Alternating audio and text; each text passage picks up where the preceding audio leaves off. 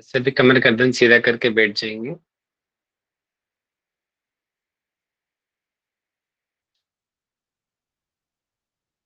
एक साथ सभी ओम ध्वनि का उच्चारण करेंगे।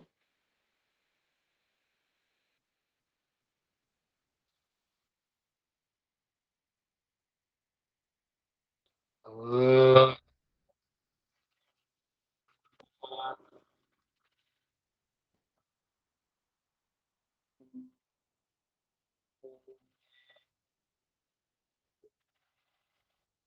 ओ, सहना भवतु, सहनौ भुनक्तु, सह वीर्यं करवावहै, तेजस्विनावधीतमस्तु मा विद्विषावहै।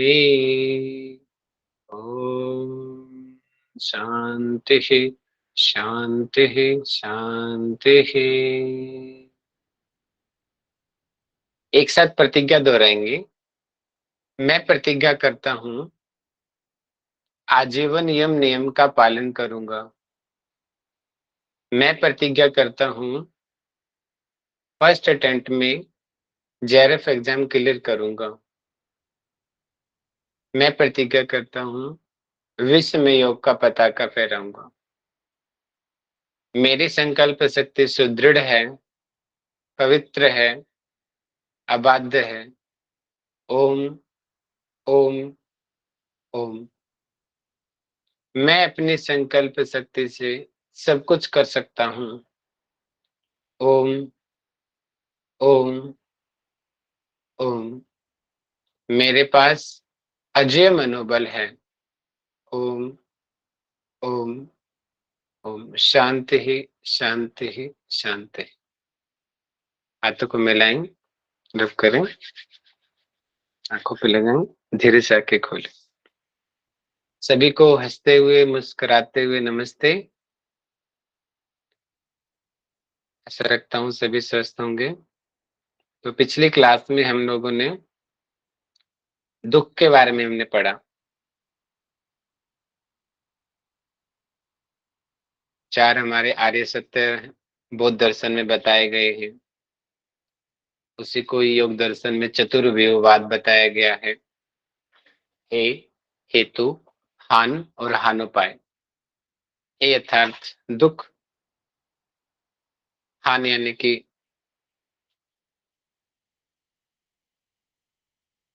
दुख का कारण, सॉरी, हेतु यानी कि दुख का कारण, हान यानी कि उसका उपाय, यानी कि उससे जो मोक्ष उसको बोल सकते हैं, उसका अभाव, दुख का अभाव यानी कि मोक्ष।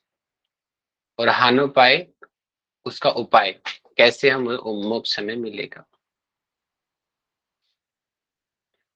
चार प्रकार के दुख योग दर्शन में बताए गए हैं। परिणाम दुख, ताप दुख, संस्कार दुख और गुण वृत्ति विरोध।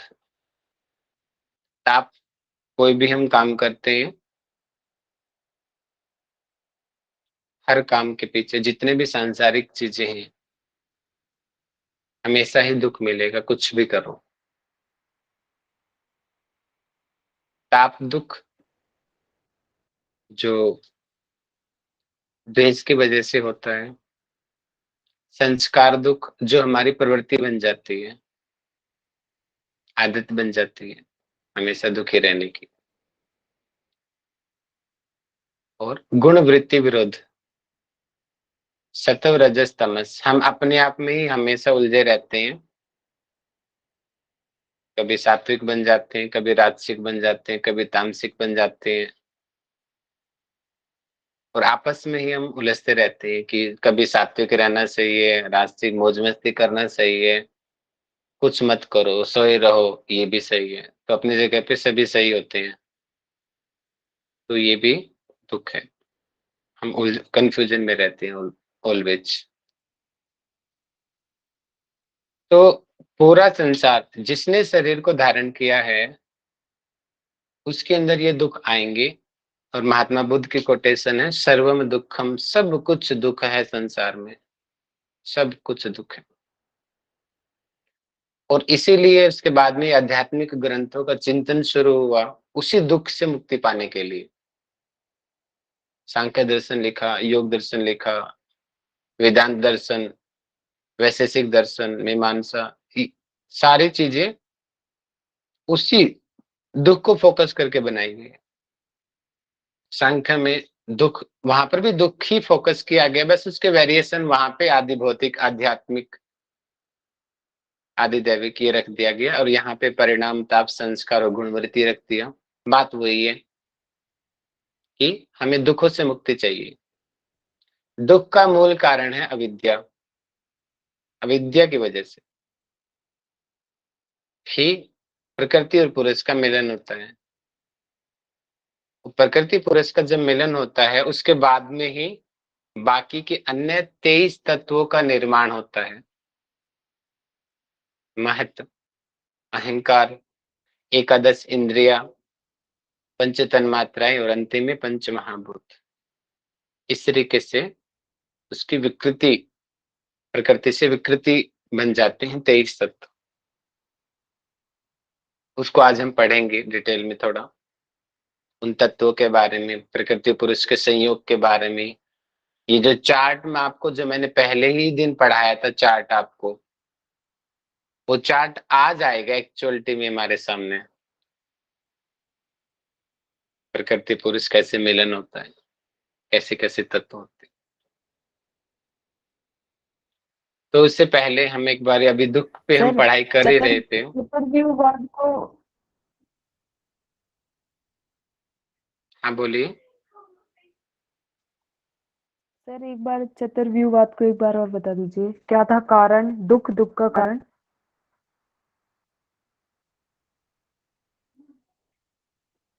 दुख का अभाव और दुख का उसका उपाय। उपाय,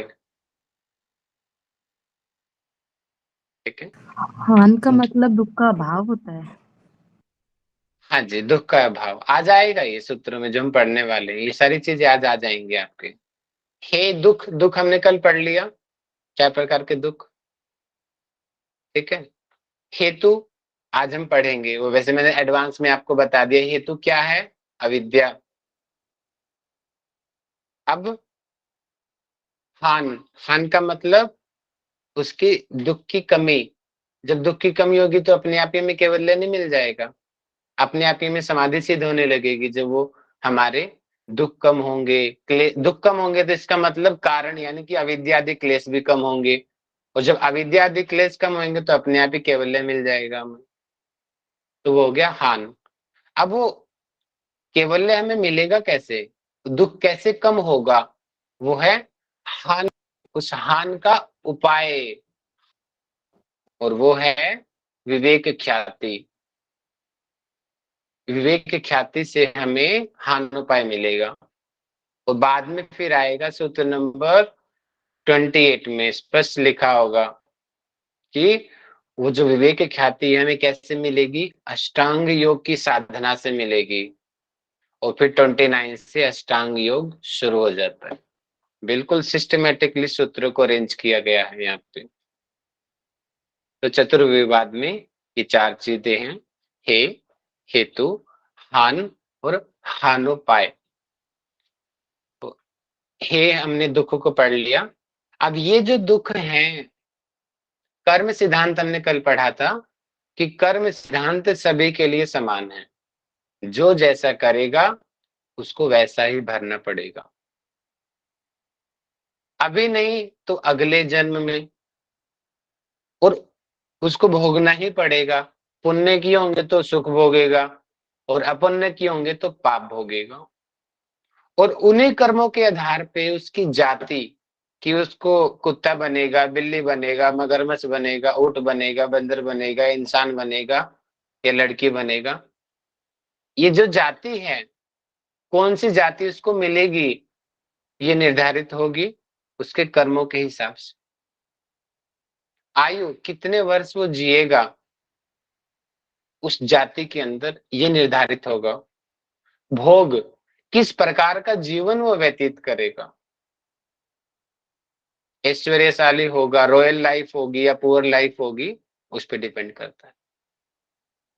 तो ये सब हमारे कर्मों का है। तो यहाँ पे हेयम दुखम अनागतम, मतलब कि अनागत यानी कि जो अभी आए नहीं है, फ्यूचर में जो चीज है, अनागत अभी नहीं आए हैं, आने वाले हैं। आपको नहीं पता कि कल आपके साथ क्या होने वाला है।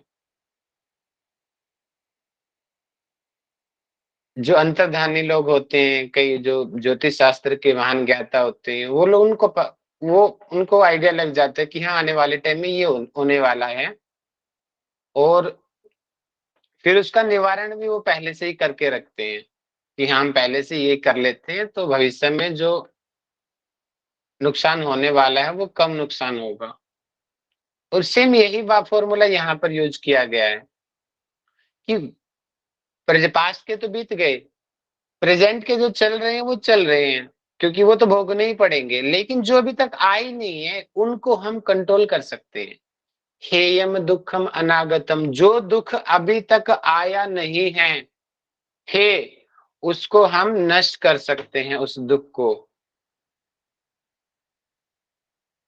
जो आया नहीं है।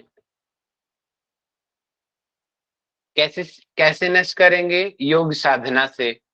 और योग साधना में मैंने स्पेशली बताया था, बहुत बार एग्जाम में क्वेश्चन आया है, उस स्पेसिफिक उस पॉइंट, उस समाधि का क्या नाम है जिससे अनागत दुख दूर हो सकते हैं?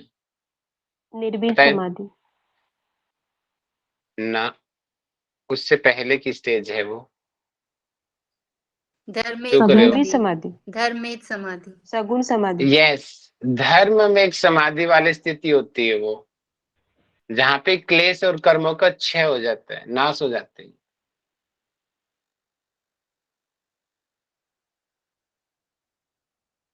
सूत्र नंबर 17 में बताया है, दृष्टि दृश्यो संयोगो हेय हेतु, मतलब कि दृष्टा अर्थात पुरुष, दृश्य अर्थात प्रकृति, इनका संयोग मिलना ही हे हेतु है, अर्थात कारण है।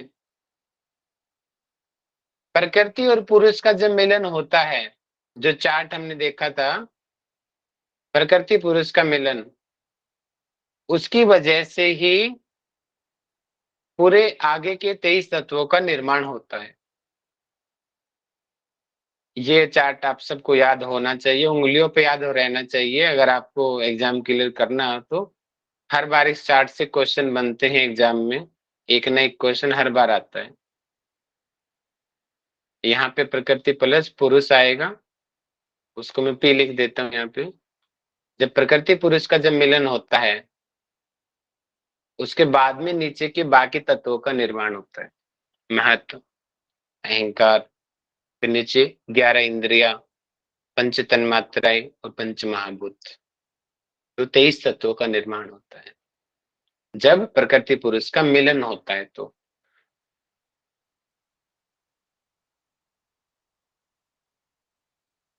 ठीक है। अब क्वेश्चन उठ गया भैया, अच्छा दृष्टा क्या है, ये मन में क्वेश्चन आएगा। अच्छा दृश्य प्रकृति क्या है, ये क्वेश्चन आएगा। तो अगले ही सूत्रों में इसका निवारण कर दिया कि दृश्य क्या है और दृष्टा क्या है। मैंने तो चार्ट में आपको पहले से ही दिखा दिया, लेकिन सामान्य जब हम पढ़ते हैं तब तो नहीं पता होता ना, तो सूत्रों में अब दृश्य क्या है वो बता दिया है, और उसका काम क्या होता है। दृश्य का अर्थात प्रकृति का, प्रकाश, क्रिया, स्थितिशीलम, शीलम का अर्थात ये उसका स्वभाव है, उसका व्यक्तित्व है, उसकी पर्सनैलिटी है। भूतेन्द्रियात्मकम, भूत आदि इंद्रिया जिसका प्रकट स्वरूप है, जिसकी वजह से बनती हैं।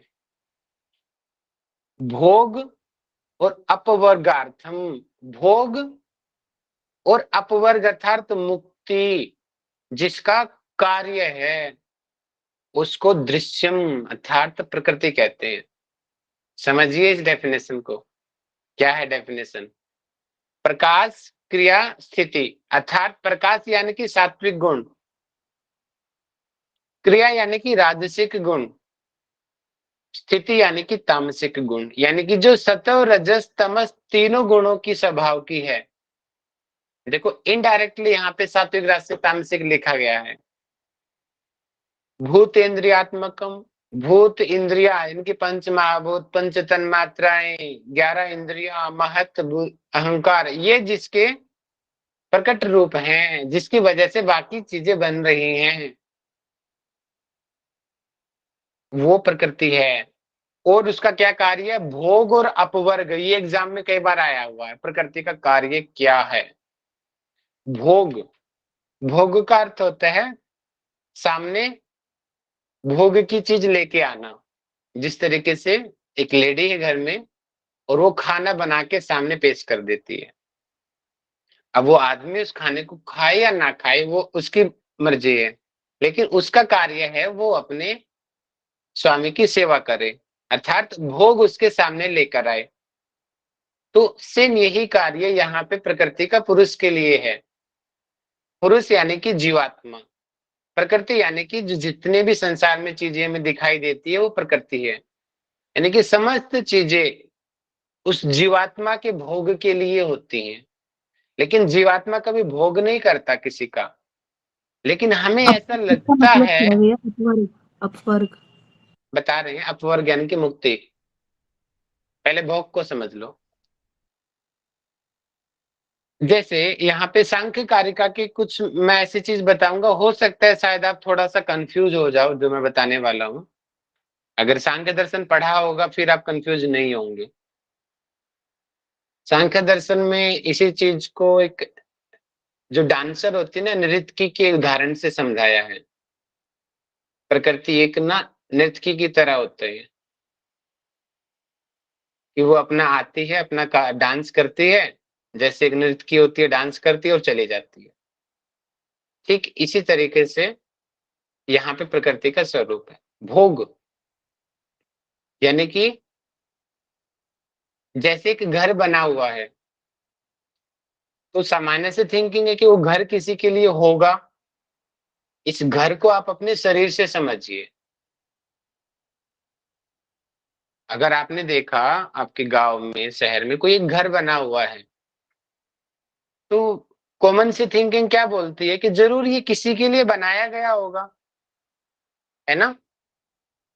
या इसके अलावा भी कुछ और सोच सकते हो? बताइए। घर किसी के लिए बनाया गया होगा, कॉमन सी थिंकिंग है, अर्थात ये घर किसी का भोग है।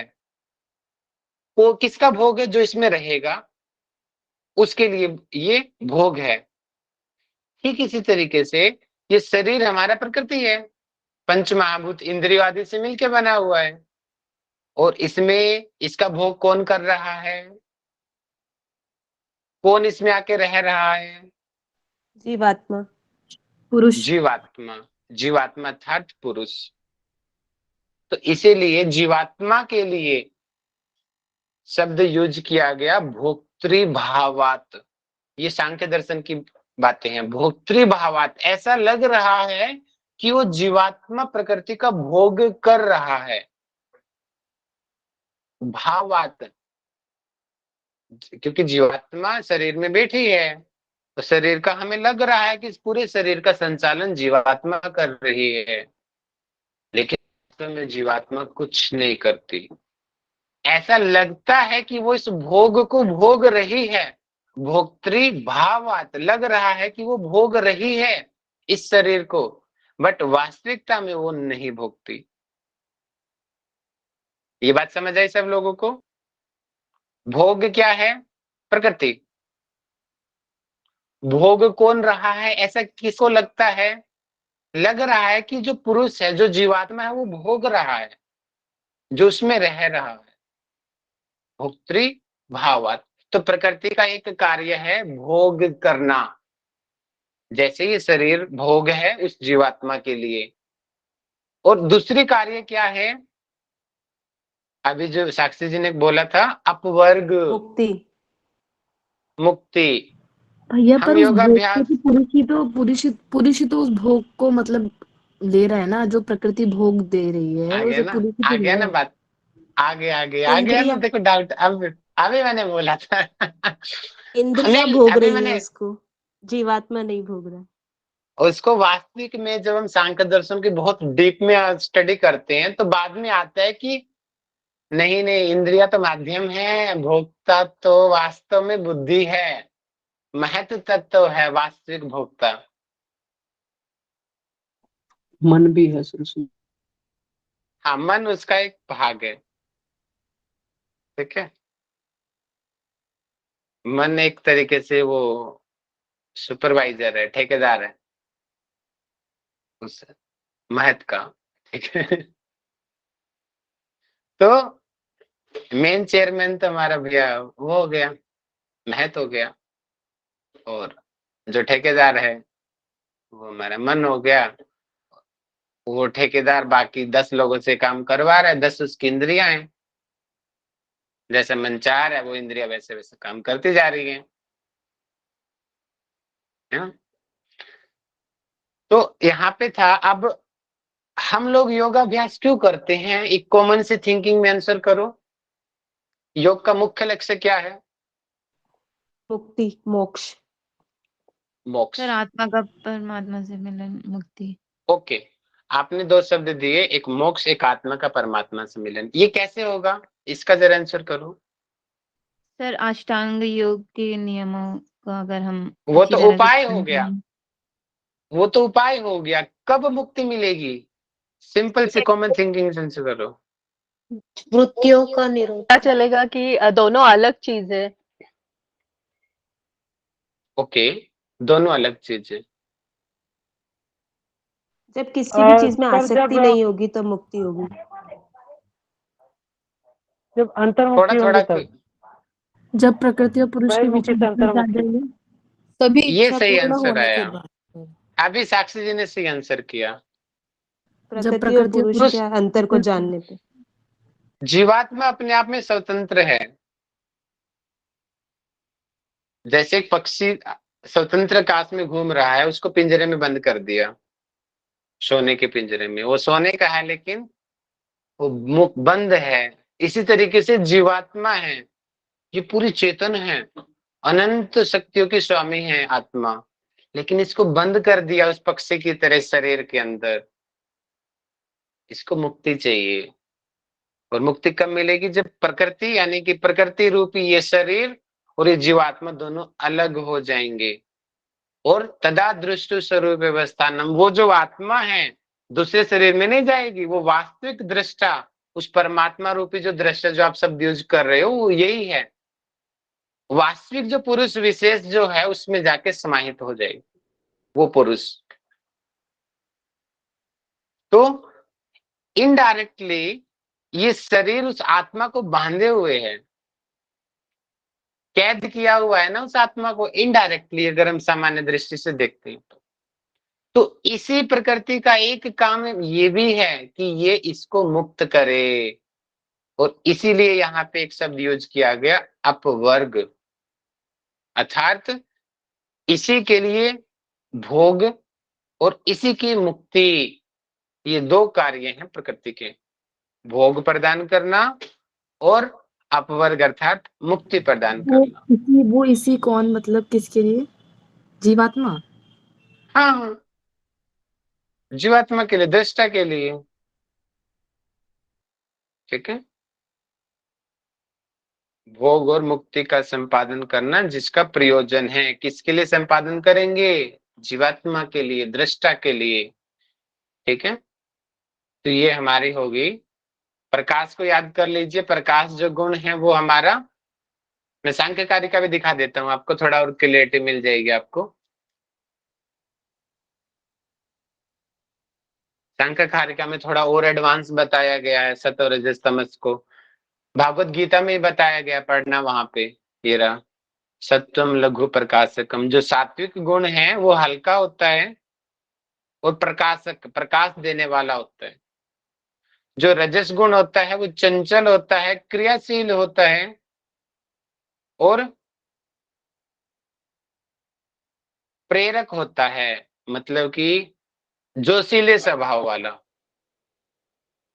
जो मेरा खुद का स्वभाव भी है वो काफी हद तक रजस प्रवृत्ति उसमें आती है, बहुत ही जो चंचल है थोड़े मन का। तमस जो भारी है, बिल्कुल आलसी है आदमी, अवरोधों को कुछ नहीं करता है, अकर्मण्य का भाव है उसके अंदर, इस तरीके का जो है वो। ये हालांकि ये सारे मेरे अंदर तीनों के तीनों गुण है, सबके अंदर तीनों गुण होते हैं। हाँ, किसी टाइम में सत्विक सात्विक हावी हो जाएगा, कभी राजसिक कभी तामसिक, इनका उतार चढ़ाव हमेशा चलता रहता है। तो ये हमारे गुरु, गुरु शब्द एक बार पेपर में आया था कि जो गुरु गुण है वो किस गुण का है, तो इसका आंसर क्या रहेगा? तम तम तमस, तमस गुण का। ध्यान रखना, क्योंकि यहाँ गुरु पे गुरु अर्थात का अर्थ भारीपन। भारी है ना भैया। हाँ, गुरु का अर्थ भारीपन, और भारीपन मतलब आलस्य। ठीक है, तो ये हमने प्रकृति को पढ़ लिया, आगे बढ़ते हैं। अब आगे भैया इसकी डिटेल में उनको भी 4 कैटेगरी में डिवाइड किया गया है। 23 तत्वों को 4 भागों में बांटा है। सांख्य की माने तो उन्होंने इसके अलग नाम दिए हैं, प्रकृति विकृति, प्रकृति विकृति, न प्रकृति न विकृति। आप लोगों ने पढ़ा होगा सांख्य में ये चीजें। और यहाँ पे इन्होंने अलग नाम दिए हैं, विशेष अविशेष, लिंग अलिंग। दोनों को आप अच्छे से याद कर लेना, पेपर में आते हैं दोनों के दोनों। शायद एक बार ऐसा क्वेश्चन आया था कि न प्रकृति न विकृति क्या है, तो उसका आंसर किसी को याद है क्या है? न प्रकृति न विकृति। सांख्य की भाषा में मैं पूछ रहा हूं आपसे, किसी को याद है? सांख्य पढ़ा किसी ने? पुरुष। वेरी गुड, पुरुष। तो न प्रकृति न विकृति अर्थात पुरुष है सांख्य में। यहाँ पे अलग अलग चीजें, ठीक है। तो विशेष, विशेष में यहाँ पे 16 पदार्थों को लिया है, 16 लिख लेंगे आप इस चीज को। विशेष के अंदर जो 16 तत्वों को लिया, अविशेष में 6 तत्वों को लिया है। अलिंग एक है, लिंग लिंग मात्र, और एक है अलिंग। लिंग यानी कि महत, महत यानी कि एक तत्व यहाँ पे लिया गया है, और अलिंग खुद प्रकृति ही होगी अपने आप में। नहीं रुको, मैं कुछ मिस्टेक कर रहा हूँ। हाँ, अलिंग खुद प्रकृति को ही बोलते हैं, एक ही हो गया। तो कितने तत्व हो गए?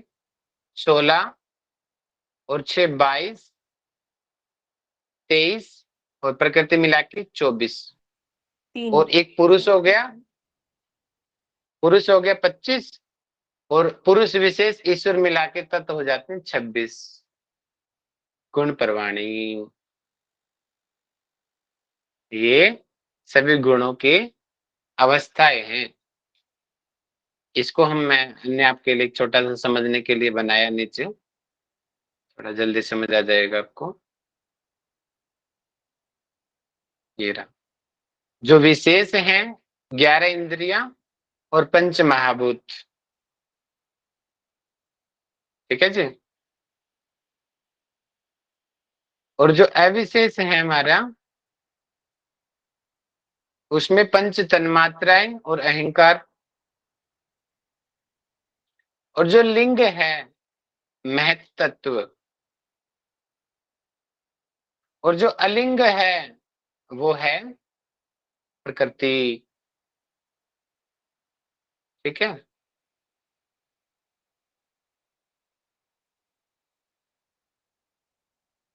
यहाँ पे मैं एक चीज और आपको बताता हूँ, सांख्य की भाषा में मैं आपको बताता हूँ, मैंने लिखा नहीं है लेकिन मैं अभी लिख देता हूँ, पेन से आप लोग याद कर लेना, सांख्य वाला कंसेप्ट भी आपको क्लियर हो जाएगा यहीं पे। सांख्य में चीज यूज की गई है प्रकृति। पेन ज्यादा तो नहीं चल रहा है, मैं शॉर्टकट में लिख रहा हूँ प्रकृति। एक शब्द यूज किया जाता है विकृति, विकृति। एक आता है प्रकृति प्लस विकृति, प्रकृति प्लस विकृति। ठीक है। और एक शब्द जो मैंने अभी बोला था, न प्रकृति और न विकृति, न विकृति, ठीक है, न प्रकृति न विकृति। अब इसका मतलब क्या है? प्रकृति और विकृति का मतलब क्या बताया गया सांख्य में? विकृति का मतलब जिससे कोई चीज जो खुद किसी की बनी हो, यानी कि विकृति का मतलब जिससे कोई चीज बनती है, दैट इज विकृति। प्रकृति जो किसी से बनती है, और प्रकृति विकृति जो बनती है और आगे किसी को बनाती भी है। थोड़ा कंफ्यूज हो गए, मैं एग्जांपल देके सिखाता हूं। जैसे आपका निर्माण कहां से हुआ? आपकी माता से हुआ, ठीक है। तो आपकी माता का निर्माण भी कहीं से हुआ होगा ना, आपकी नानी के यहाँ से। तो मतलब कि आपकी मम्मी के शरीर का निर्माण आपकी नानी के गर्भ से हुआ, मतलब कि वो जो है विकृति है, लेकिन उसी मम्मी से आपका निर्माण हो गया, तो मतलब कि वो जननी भी है। इसका मतलब आपकी मदर यहाँ पे क्या हुई? प्रकृति प्लस विकृति। समझ आया प्रकृति विकृति क्या होता है? जो खुद किसी से बने और उससे आगे कुछ और बने, दैट इज प्रकृति विकृति। ठीक है, कंफ्यूज तो नहीं हो रहे आप लोग? विकृति जो सिर्फ बने, जो सर एक विकृति जो, हाँ जी, बताइए। पहले प्रकृति विकृति का कंसेप्ट क्लियर कीजिए। प्रकृति का मतलब कि जो तो खुद किसी से किसी बनता को है, उससे आगे कुछ नहीं बन रहा है, वो खुद किसी और से बन रहा है। जैसे मेल्स को आप लगाओ, जो मेल हैं वो मम्मी के शरीर से बने, लेकिन मेल से आगे रिप्रोडक्शन नहीं हो रहा है। अपने आप में उनके अंदर सामर्थ्य नहीं है कि वो रिप्रोडक्शन कर दें मेल्स के अंदर। तो मेल्स क्या हुए यहाँ पे? लड़के क्या हुए? ओनली विकृति, प्रकृति, सॉरी प्रकृति। सॉरी विकृति, आप ठीक कह भैया रहे हो। एक एग्जांपल मैं दूं इसमें, जैसे हाँ मैं प्रकृति। वही कह रही हूँ, प्रकृति से जन्म होगा, विकृति से जन्म नहीं होगा ना। हाँ, भैया लेकिन हम इसको ऐसे बोल सकते हैं ना, विकृति है मतलब जिससे कोई चीज बनती है, मतलब वो गॉड, हम एग्जांपल के लिए ले सकते हैं, वो गॉड है, ठीक है। जिससे कोई चीज बनती है कि उन वो तो किसी चीज से नहीं बनते हैं, वो तो खुद में ही स्वयं में वो है, तो वो गॉड हो गया एग्जांपल। और प्रकृति हम लोग हो गए, क्योंकि जो किसी चीज से बनते हैं, जैसे हम बने किसी चीज से। और मदर जो है हमारी, वो प्रकृति विकृति हो गई, क्योंकि वो अपनी मम्मी से मतलब नानी से बनी है, और हमें उन्होंने मतलब वो भी करा है, और हम अपने आप को प्रकृति ले सकते हैं। समझ बिल्कुल। रहे और हैं? जो परमात्मा है वो न उसको प्रकृति विकृति। न विकृति, ना वो किसी से बनता है ना उससे आगे कोई और बनता है। तो फिर विकृति क्या है? विकृति भी तो वही है जिससे कोई चीज बनती है, तो हम परमात्मा से तो बने हैं, हम लोग तो बने हैं ना उनसे। नहीं, पुरुष विशेष कहीं नहीं है, वो तो मुक्त है ना क्लेश कर्म विपाक से, इससे तो तभी तो उसको निराकार बोलते हैं। जो पुरुष है, अभी मैं इसको ग्राफ से समझाता हूँ, फिर आपको क्लैरिटी मिलेगी थोड़ा। माफी चाहूंगा मैंने सांख्य के कंसेप्ट बीच में डाल दिया, लेकिन आपके एग्जाम की दृष्टि से जरूरी है ये वाला पॉइंट, इसलिए मैंने डाला बीच में। देखिए, अब एक एक करके समझ आएगा आपको। आप अपना दिमाग लगाइए, पुरुष क्या है? विकृति, चेतन, न प्रकृति न विकृति। सांख्य की भाषा में बताना, आंसर करना मेरे को। पुरुष क्या है? लय, लय प्रकृति, न प्रकृति और न ही विकृति, ठीक है। और ये जो मूल प्रकृति है, इसको क्या बोलेंगे हम? अलय प्रकृति, प्रकृति। जो भी साक्षी जी ने बोला था कि भगवान उससे सारे बनते हैं, वो भगवान, यहाँ पे वास्तविक शब्द प्रकृति शब्द सही रहेगा, क्योंकि पुरुष से कुछ नहीं बनता है, बिना प्रकृति के पुरुष कुछ नहीं कर सकता। तो प्रकृति से ही आगे शरीर का निर्माण ही होती है, जगत का निर्माण होता है। तो ये प्रकृति है। अच्छा, अब महत्व तत्व है, ये क्या है?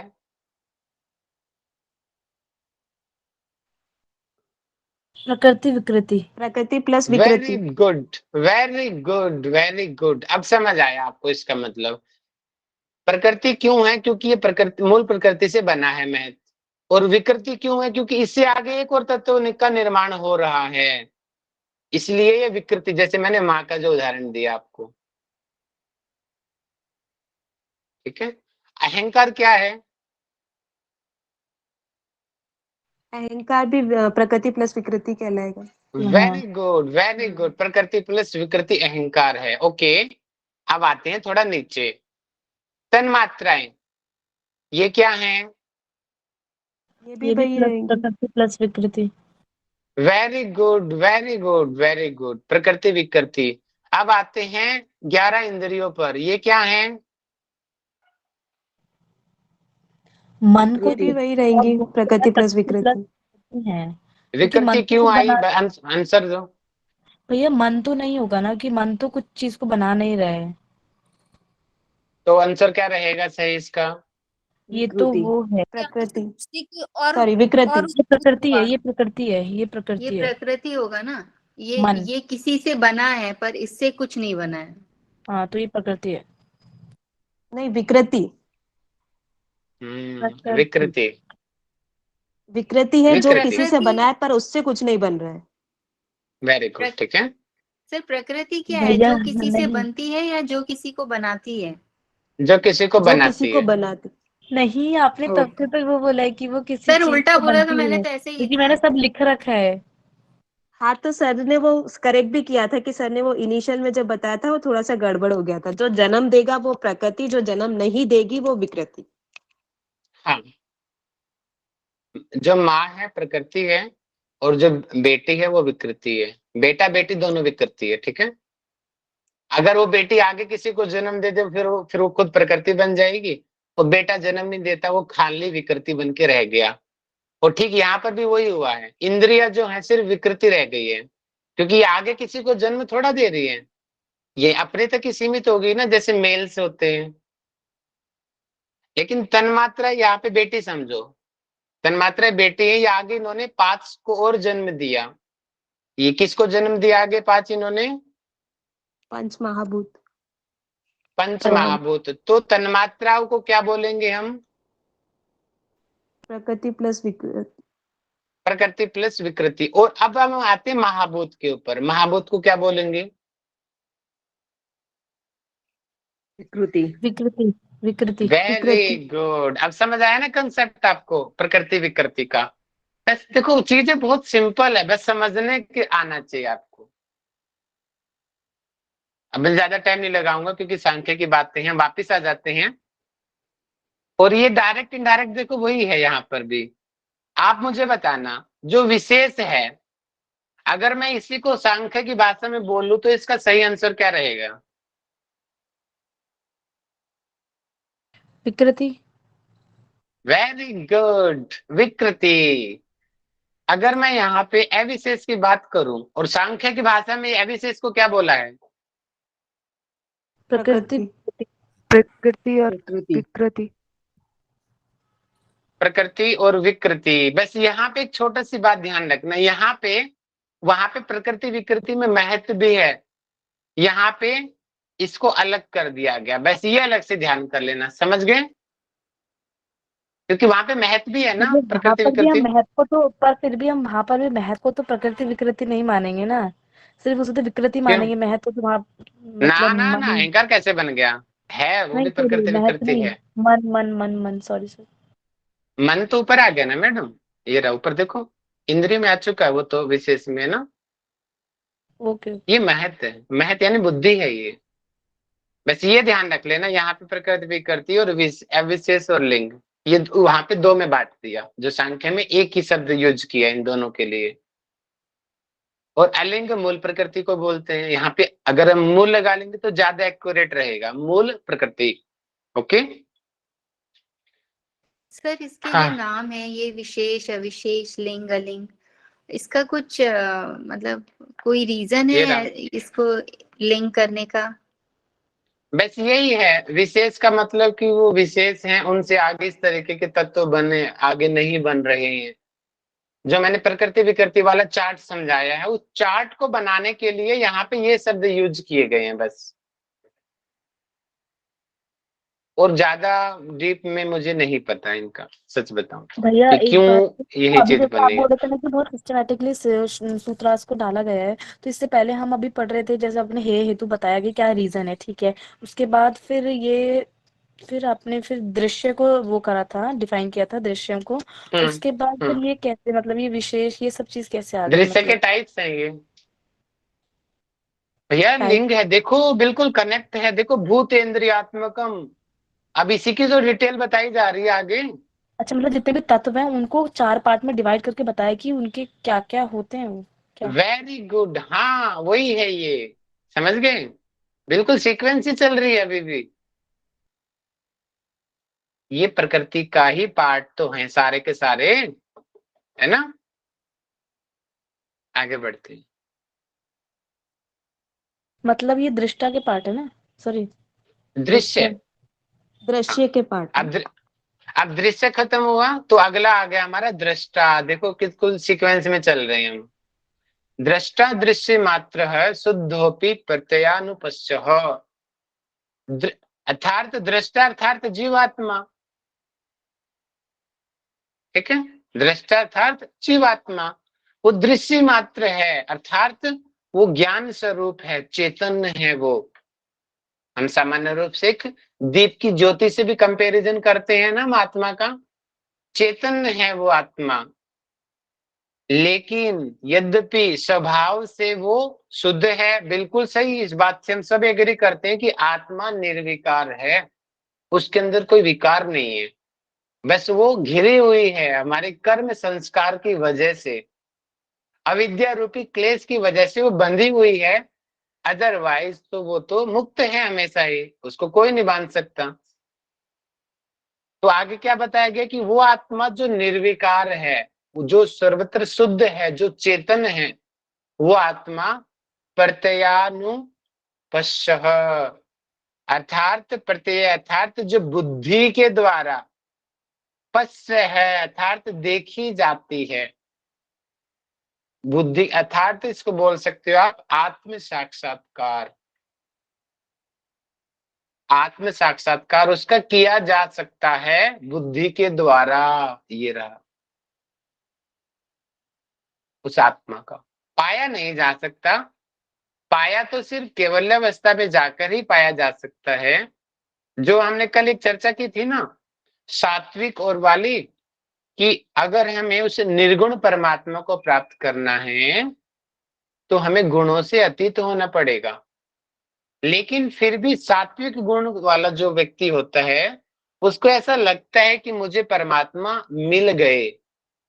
अर्थात तो मिले नहीं होता, वो साक्षात्कार होता है, जो यहाँ पे बात हो रही है साक्षात्कार की।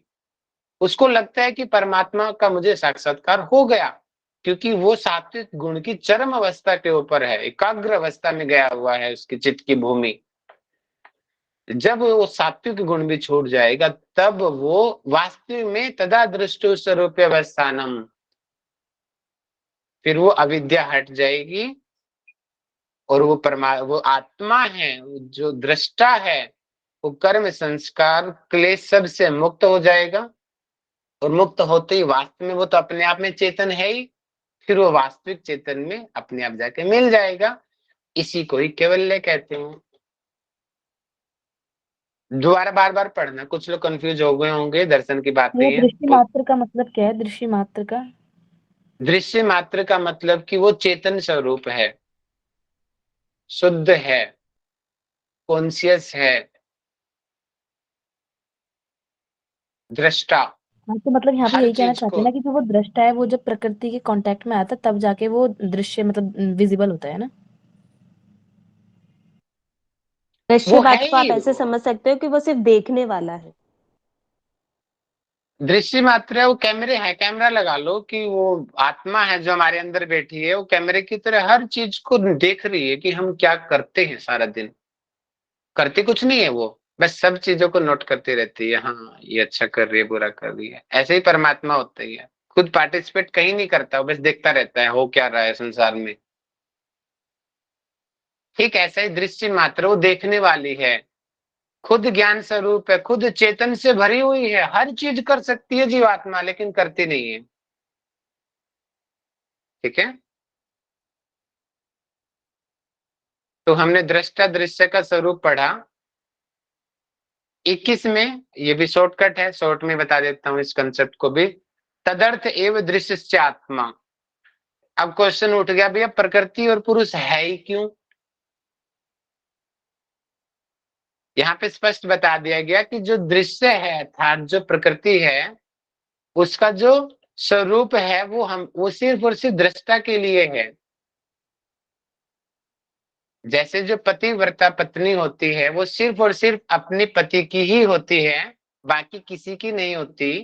ठीक इसी प्रकार ये जो प्रकृति यहाँ पे बताई गई है वो सिर्फ और सिर्फ दृष्टा के लिए है, बाकी और किसी के लिए नहीं है।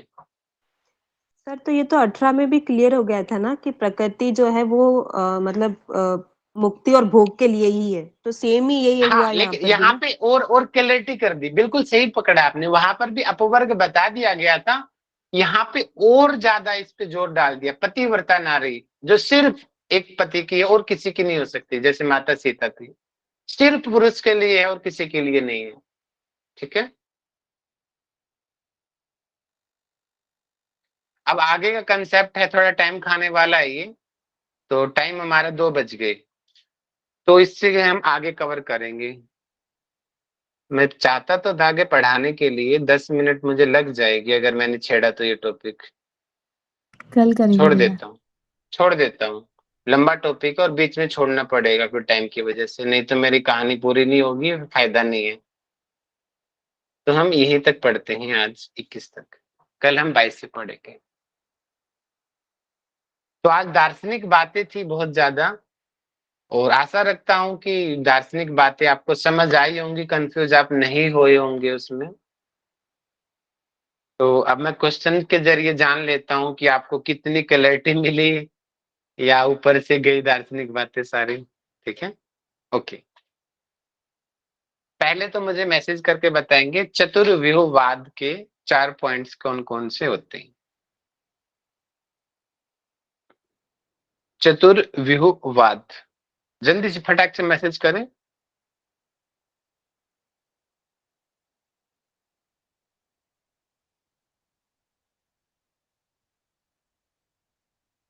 ये साक्षी जी ने सबसे पहले मैसेज किया। जी साक्षी जी बताइए।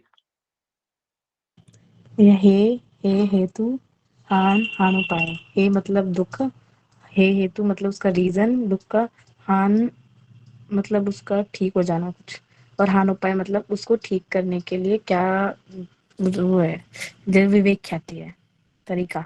उपाय, वेरी गुड, तरीका, वेरी गुड वेरी गुड। हे हेतु हान हान उपाय। इसी को ही बौद्ध दर्शन में किस नाम से संबोधित किया गया है?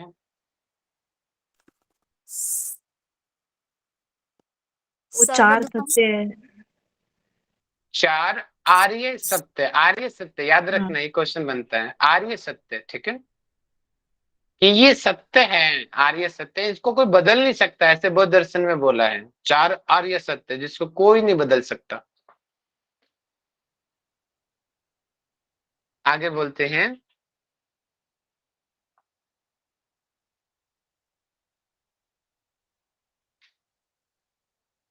हाँ, अब मुझे बताएंगे प्रकृति पुरुष का संयोग का कारण क्या है?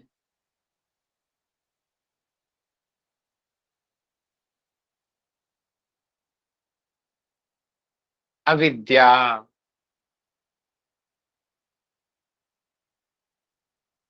ओके, अब मुझे चार्ट को कौन समझा सकता है, हैंड एज करे सामने आकर।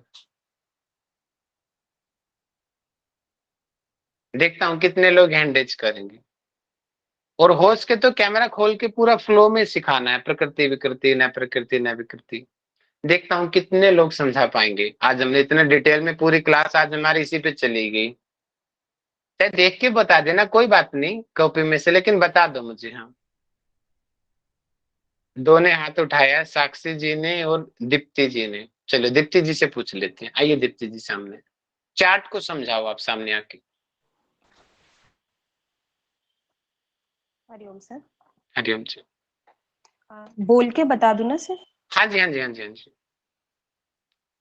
हाँ, तो सबसे पहले है प्रकृति और पुरुष, उन दोनों के मिलने से बना है महत और बुद्धि।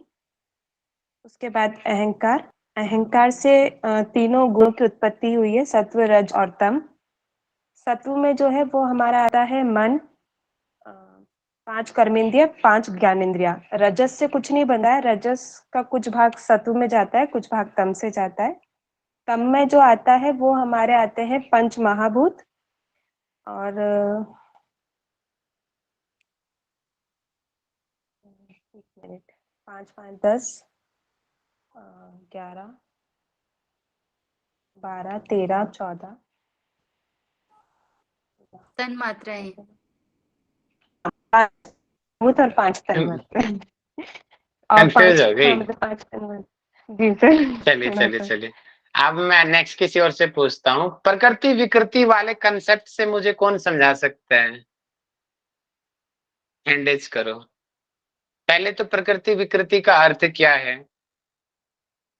न प्रकृति न विकृति का अर्थ क्या है? हैंडेज करो। अरे दो ही लोग हाथ उठा रहे हैं। अरुणा मैडम आओ, सामने आओ। हाँ सर, प्रकृति जो है वो जो किसी को बनाती है, और विकृति जो है जो खुद किसी से बनती है। और प्रकृति विकृति वो हैं जो खुद भी किसी से बनते हैं और किसी को बनाते भी हैं। और न प्रकृति न विकृति वो है जो न बनता है न किसी को बनाता है, मतलब जो निर्लिप्त है किसी से, जिसे परमात्मा या पुरुष कहा है। और एक्सीलेंट प्रकृति, एक्सीलेंट एक्सीलेंट, आकृति, कंप्लीट हो गया। प्रकृति माने कि मूल प्रकृति। और प्रकृति विकृति को यदि हम चार्ट के हिसाब से देखेंगे तो प्रकृति विकृति में पहले महत या बुद्धि आएगा, फिर अहंकार और इंद्रियां और तन मात्राएं। और विकृति में आएगा मन और पंच महाभूत, क्योंकि वो बनते हैं, किसी को बनाते नहीं है। और जो बनाती है सबको वो है मूल प्रकृति। इतना समझ आया आपने सर? छोटी सी गलती कर दी अरुणा मैडम ने प्रकृति विकृति में। किसी ने नोट किया क्या थी वो गलती? उन्होंने लास्ट में वो जो इंद्रियों को ऐड किया, वो वाला गलती है। इंद्रियां प्रकृति विकृति नहीं है। सर ठीक है? अच्छा सर तन मात्राएं होंगी प्रकृति और हाँ, वेरी गुड प्रियंका जी। प्रियंका जी दोबारा बताओ, प्रकृति विकृति न विकृति वाले इसको। सर प्रकृति वो होती है जो किसी को जन्म देती है, और विकृति वो होती है जो किसी को मतलब किसी से बनती है। और ना प्रकृति ना विकृति वो जो ना किसी को बनाती है ना किसी से बनती है, जैसे परमात्मा। ठीक तो है, सर 25 के 25 तत्वों को ऊपर जो बताओ। हम्म सर ज्ञान इंद्रियां, सॉरी पहले प्रकृति, फिर महत, बुद्धि, ज्ञान इंद्रियां, कर्म इंद्रियां, मन और तन मात्राएं।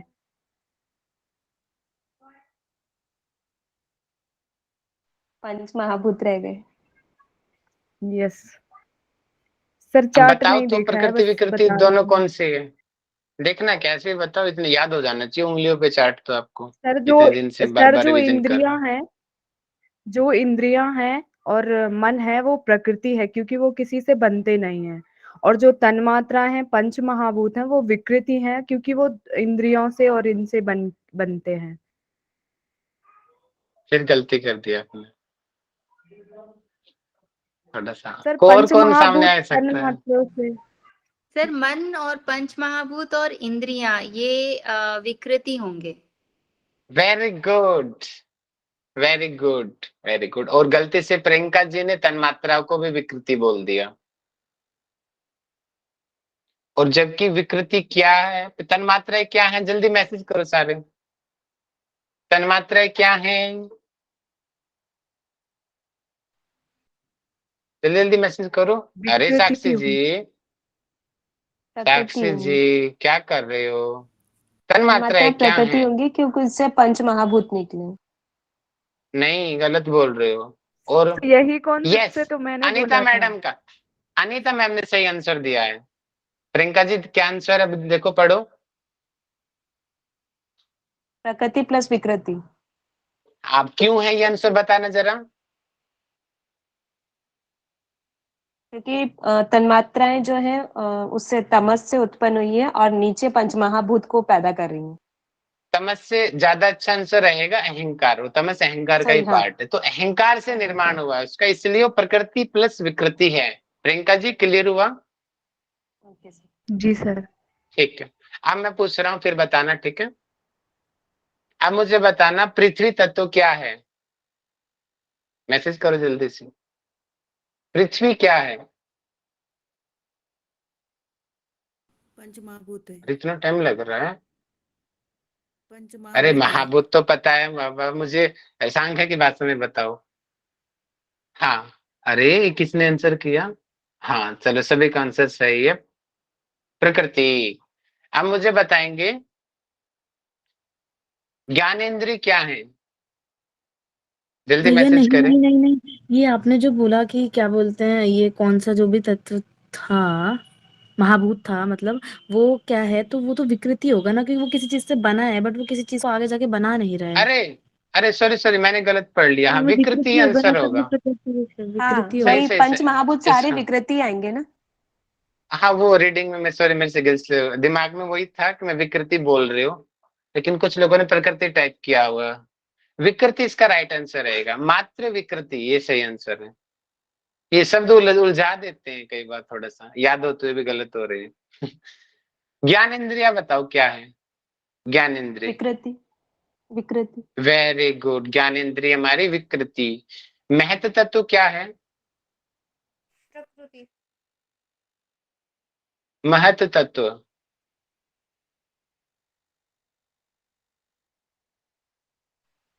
प्रकृति में प्रकृति प्लस विकृति।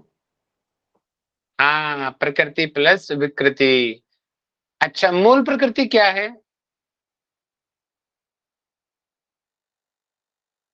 मूल प्रकृति। प्रकृति ही कहलाएगी। वेरी गुड, ये है अकेली प्रकृति, बाकी सभी अलग अलग नंबरिंग है। और पुरुष क्या है, विकृति। गलत, प्रकृति। गलत, पुरुष। ना प्रकृति ना मूल विकृति। सर न हाँ प्रकृति न विकृति तो पुरुष विशेष हुआ ना। पुरुष तो पुरुष मतलब ही उसमें है, आएगा। पुरुष ही है, ना प्रकृति ना विकृति। क्यों आएगा, आप आंसर करो जरा, क्यों आएगा, उसका किससे जन्म हो रहा है बताना जरा, हाँ, पुरुष ओके। का। जी जी सर। और सर जब ये वो ओके, एक्चुअल लाइफ और उसमें थोड़ा सा कंफ्यूजन हो जाता है। याद कर लो, मम्मी, बेटी, बेटा, ठीक है, और परमात्मा। जो मम्मी है प्रकृति विकृति है, जो बेटी है, सर जो माँ बेटी है वो जो है, प्रकृति है और जो बेटी बच्चे तो हैं वो प्रकृति प्लस विकृति है। मतलब विकृति दोनों हो हाँ सकती है ना। बेटी आगे जाके जन्म भी देगी, तो इसका नहीं भैया, मतलब वो प्रकृति आगे वाले विकृति जन्म दोनों को है। छोड़ दें अगर हम अभी तक के लिए, तो फिर वो हाँ विकृति में आ सकता है ना। हाँ, कैसे ही समझ लो आप मैडम, आप जैसे समझ जाओ, ठीक है। कैसे ही समझ लो, लेकिन समझ लो जन्म होना है नहीं होना है, ठीक है। ओके जी। अच्छा सर, इसमें मुझे एक डाउट हुआ है। जैसे हम्म जो बीच की कड़ी है, जो जन्म भी हम्म ले रही है और जन्म भी दे रही है, ठीक है, हम्म उसको हम प्रकृति प्लस विकृति कह रहे हैं। बिल्कुल। जबकि विकृति का जो है वो ये है कि वो किसी को जन्म ही नहीं दे सकती। जो मातृ विकृति है वो, हाँ, तो फिर प्रकृति प्लस विकृति मिला के एग्जाम्पल ये कैसे हुआ, क्योंकि विकृति तो वही होगी जो जन्म दे ही नहीं सकती। हम्म तो अभी बेटी प्रकृति की प्लस शादी नहीं विकृति। हुई है, कुंवारी है। नहीं, नहीं नहीं, मतलब मेरा जो कहना है कि हम जो जन्म लिया हुआ है और जो जन्म दे रहा है, उन सबको हम प्रकृति प्लस विकृति की श्रेणी में रख रहे हैं। जबकि हम्म विकृति खुद वो है जो खुद जन्म दे ही नहीं सकती। वो मेल है, लड़के हैं। हाँ, तो फिर अब दोनों को हाँ मिला के क्वेश्चन क्या फिर है, क्वेश्चन क्या है आपका? मैं क्वेश्चन ही नहीं समझ पाया, क्वेश्चन यही तो बोला था। देखिए, भैया एक मिनट प्रकृति दो, वो ये कह रही है कि जैसे कि आपने बोला कि एक मदर जो है वो प्रकृति विकृति में आएंगी, प्रकृति प्लस विकृति में, ठीक है। हम्म, बट ये विकृति जो है वो आपने बताया था कि जो किसी चीज से बनती है पर वो किसी और चीज को बना नहीं सकती, वो होती है विकृति। तो ठीक है, वो तो हो गया, आपने बोला कि बॉय उसका एग्जाम्पल हो गया। बट आप जब मदर को बोल रहे हो प्रकृति विकृति, तो फिर वो तो एक तो प्रकृति वाला रीजन तो ठीक है, वो किसी को जन्म देती है, अच्छा हमें चलो देगी। ठीक है। आप, मैंने कुंवारे के दृष्टिकोण से देख लिया था। आप अगर उसके दृष्टिकोण, एक्चुअल दृष्टिकोण से देख रहे तो ठीक है। मदर जो प्रकृति है और जो लड़की है प्रकृति विकृति है, और जो लड़का है वो विकृति है। अब समझ आ गया? नहीं, सर मेरा इसको मेल क्वेश्चन फीमेल से मतलब ही बोल दीजिए, मेल एंड फीमेल। नहीं, मेल फीमेल की भी बात नहीं कर रही मैं जो मतलब शाब्दिक अर्थ है उस पे मैं बात करना चाह रही हूँ। प्रकृति जो जन्म दे रही है, विकृति जो जन्म नहीं दे सकती। हम्म। तो सर वो पूछना चाह रही है कि शादी को अगर जन्म दे विकृति सकती है और किसी जो को नहीं दे बना सकती ही नहीं सकती मॉम है। कैसे बन। आप मैडम एक बार कल क्वेश्चन पूछना, आप एक बार पढ़ना, दोबारा लेक्चर सुनना, ठीक है? थोड़ा सा ठीक है कंफ्यूजन सर, हो रहा है ओके। बस, आपको दोबारा सुनना लेक्चर रिकॉर्डिंग को, फिर हम कल शायद डिस्कस मतलब करेंगे इसका इसको। आंसर ये ऐसा, शायद मतलब अभी मुझे क्लियर हो रहा है क्वेश्चन पूछते पूछते, कि आदमी अकेला जन्म नहीं दे सकता, लेकिन जब वो औरत के साथ मिलता है तब वो जन्म दे पाता है। इसलिए फिर वो दोनों मिलके, प्रकृति और विकृति मिलके आगे पीढ़ी को बढ़ा रहे हैं। आई थिंक हाँ ये लेकिन, सही उसको वेरी समझने गुड, का लेकिन तरीका है। बिल्कुल बिल्कुल बिल्कुल, बिना स्त्री के संतान उत्पत्ति नहीं हो सकती, बिना पुरुष के हो सकती है। टेस्ट ट्यूब बेबी आजकल आ चुके हैं, लेकिन तो बिना शायद स्त्री इसके के लिए वो नहीं हो सकता। विकृति और प्रकृति मिलके जन्म दे रहे हैं, विकृति अकेला जन्म नहीं दे पा रहा है। Okay, very thank good you. Very good, ठीक है। ओके जी, ओके जी। इसीलिए तो लड़की को माँ बोला जाता है, जननी बोला जाता है, पुरुष को नहीं बोलती है सर। ओके, आगे बढ़ते हैं। अब इसी को योग की भाषा में आंसर करना। ये मैंने सांख्य की भाषा में पूछे थे। हैंड रेज करो, विशेष अविशेष, लिंग अलिंग को कौन समझा सकता है?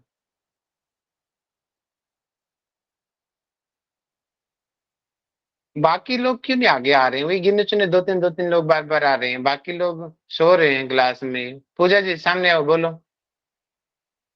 आंसर करो। हाँ जी सर। सर जो बोलो। विशेष है, हाँ जी सर, जो सर विशेष के अंदर हमारे पंच महाभूत आ जाएंगे, और हमारी जो पंच ज्ञानेंद्रियां और कर्म इंद्रियां और एक जो मन है, ये आ जाएंगे सर हमारे विशेष के अंदर। और जो अविशेष है, इसके अंदर हमारी जो पंच तन मात्राएं हैं, ये आ जाएंगी सर। और जो लिंग मात्र है, इसमें सर थोड़ा सा हम्म, छोटी सी इसमें मिस्टेक सर कर रहे हो थोड़ा आप, हल्के से।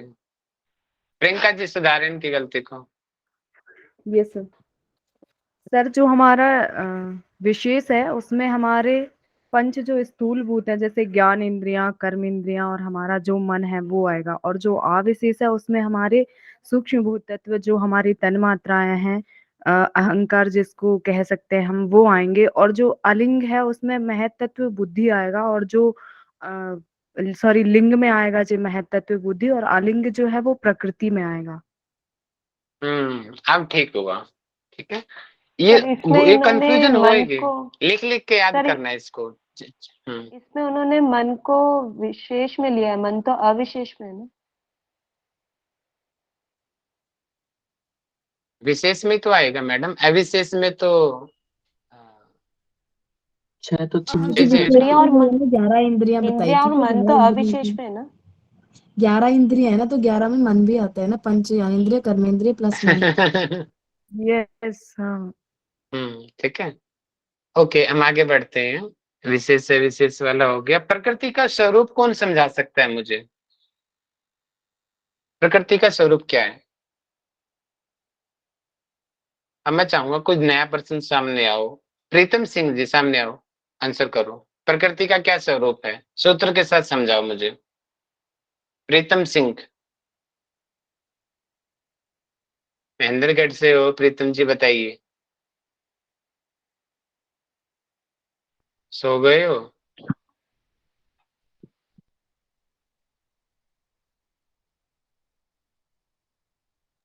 नए लोगों से आशा रखता हूँ, नए लोग सामने आओ। पुष्पा नहीं, प्रियंका पांडे जी आओ सामने।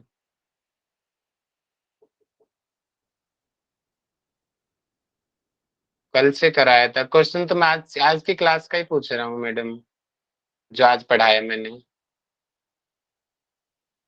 सर अभी मुझे मतलब शायद पुरानी रिकॉर्डिंग्स पढ़नी पड़ेगी, सुननी पड़ेगी। तो सर मैं डेफिनेटली आगे आपको आंसर ठीक करूंगी। है, मानसी मैडम बताओ मुझे।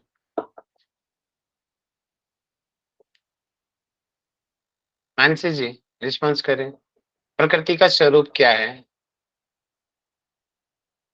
वेरी गुड, साक्षी जी मैसेज कर रही हैं। साक्षी जी बताओ चलो। सर बता रहे हैं, प्रकृति वो है जो बस चेतन मात्र ही उसका स्वरूप है, और वो जो सर्वथा शुद्ध और निर्विकार है। उल्टा मिक्स कर दिया आपने, मिठाई को करेला बोल दिया, करेला को मिठाई बोल दिया। अच्छा, वो पुरुष है जो निर्विकार और यस यस सर, जो शुद्ध और निर्विकार है वो पुरुष है। मैंने प्रकृति पूछा है, वो बताओ। मैसेज में आंसर भी आ रहे हैं देखो।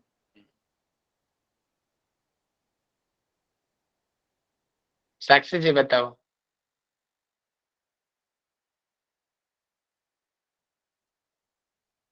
यस भैया। तो प्रकृति जो है वो उसमें इसके लिए जो सूत्र है वो ये है, प्रकाश क्रिया स्थितिशीलम भूतेन्द्रियात्मकम भोग अपवर्गार्थम दृश्यम। मतलब जो प्रकृति है वो प्रकाश यानी कि सात्विक गुण वाली, और तामसिक क्रिया जो है वो वाचिक के लिए और तामसिक के लिए स्थिति, मतलब सॉरी सात्विक के लिए स्थिति, प्रकाश जो है सात्विक, फिर क्रिया जो है वो राजसिक और स्थिति जो है वो तामसिक के लिए है। इन सब की गुण वाली है। और जो हमारी कर्मे भूतेंद्रिय आत्मकम, जो हमारी कर्मेंद्रियों को उत्पन्न करने वाली है, भूतेंद्रियां जिससे बनती हैं। और भोग अपवर्गार्थम, मतलब जो भोग भोग और अपवर्ग जिसका काम है, जिसका कार्य जो है वो भोग और अपवर्ग है। तो भोग क्या है? जो प्रकृति लाइक भोग देती है, वो वास्तव में वो जो भोग है वो हमें आपने बताया था कि बुद्धि करती है वो। और अपवर्ग मतलब है मुक्ति और मोक्ष, जो मोक्ष प्रदान करती है वो भी प्रकृति ही मोक्ष प्रदान करती है। क्योंकि अगर जब प्रकृति और जीवात्मा अलग अलग हो जाएंगे तब मतलब हमारी जीवात्मा जो है उसको मोक्ष मिल जाएगा, मुक्ति मिल जाएगी। इसलिए उसके ये कार्य हैं जो भोग और अपवर्ग हैं। भूतेंद्रियों का वो करती है, मतलब उनको बनाती है। और ये सब उसके नेचर है, प्रकाश क्रिया और स्थिति। वेरी गुड, बहुत अच्छे से आपने एक ही बार में आंसर कर दिया। प्रकृति का स्वरूप हो गया, अब पुरुष का स्वरूप और कौन समझा सकता है मुझे सूत्र के साथ? बाकी सभी लोगों को शौक सा लगा हुआ है और कोई सामने ही नहीं आ रहा है। जी दीप्ति जी बताओ। दृष्टा दृष्टि मात्र शुद्धो अपि प्रत्यानुपक्षी। मतलब जो ये दृष्टा है वो सिर्फ देखने मात्र के लिए है, चेतना मात्र है, जो मतलब सिर्फ देख रहा है, चीजों का उपभोग नहीं कर रहा है, तो वो दृष्टा कहलाता है। ठीक है जी, आज हमने इतना ही पढ़ा, इससे आगे पढ़ा ही नहीं हमने ना। ठीक है जी, ओके। तो शांति पाठ आज साक्षी जी से करवा लेते हैं। बड़ा अच्छा साक्षी जी ने आज सुनाया था स्टार्टिंग में ही। आओ जी साक्षी जी, शांति पाठ करा दो। ये सभी कमर गर्दन सीधी करके आंखें बंद कर लें।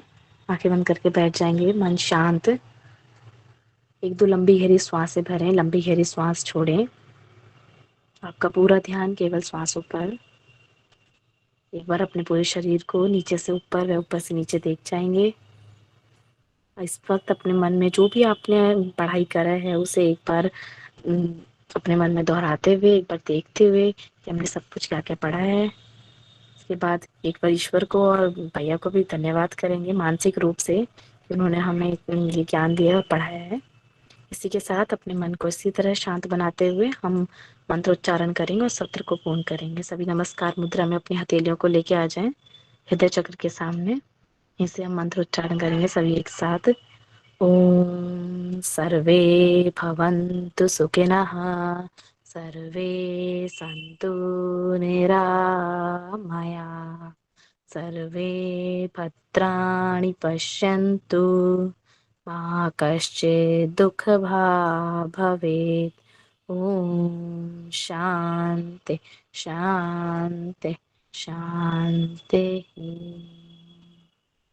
धीरे धीरे अपनी हथेलियों में घर्षण करें। हथेलियों को कटोरी नुमा आकार बनाकर आंखों के ऊपर रख लें। यहीं से अपनी हथेलियों को व जमीन को देखते हुए कुछ पल के झपकाते हुए आंखें खोल लें। सभी को नमस्कार, धन्यवाद, थैंक यू सो मच। हरिओम। थैंक यू भैया। थैंक यू जी, मोस्ट वेलकम। बहुत बढ़िया, ऐसे थैंक आगे यू बढ़ो, सर। रोज रेगुलर वर्क करो। हरिओम वेलकम सर, जी, थैंक वेलकम यू जी, sir. Thank you sir.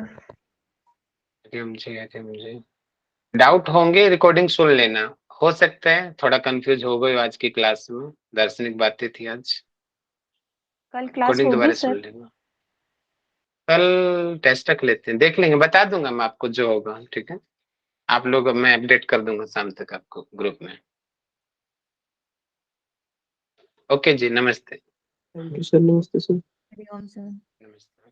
Hariom ji, Hariom. नमस्ते सर, धन्यवाद आपको। वेलकम जी। नमस्ते।